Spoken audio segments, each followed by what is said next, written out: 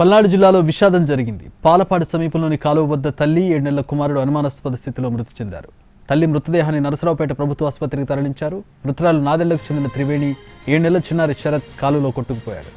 కొడుకు అనారోగ్యంగా ఉందని భార్య త్రివేణితో కలిసి నరసరావుపేటకు బయలుదేరాడు శ్రీకాంత్. నరసరావుపేట మార్గ మధ్యలో కాలువ వద్ద వాహనం అడ్డు రావడంతో ప్రమాదం జరిగినట్టు భర్త శ్రీకాంత్ తెలిపాడు. ఈ ఘటనలో భార్య త్రివేణి మృతి చెందినట్టు, కుమారుడు శరత్ కాలువలో పడి కొట్టుకుపోయినట్టు పోలీసులకు తెలిపాడు. నరసరావుపేట రూరల్ పోలీసులు కాలువలో గాలింపు చేపట్టారు. భర్త శ్రీకాంత్, భార్య త్రివేణి మధ్య కొంతకాలంగా మనస్పర్ధలున్నాయంటున్నారు బంధువులు. భార్య త్రివేణి కుమారులను శ్రీకాంత్ హత్య చేసి ప్రమాదంగా చిత్రీకరిస్తున్నారని మృతురాలి బంధువులు ఆరోపిస్తున్నారు. మృతురాలి శరీరంపై గాయాలున్నాయంటున్నారు.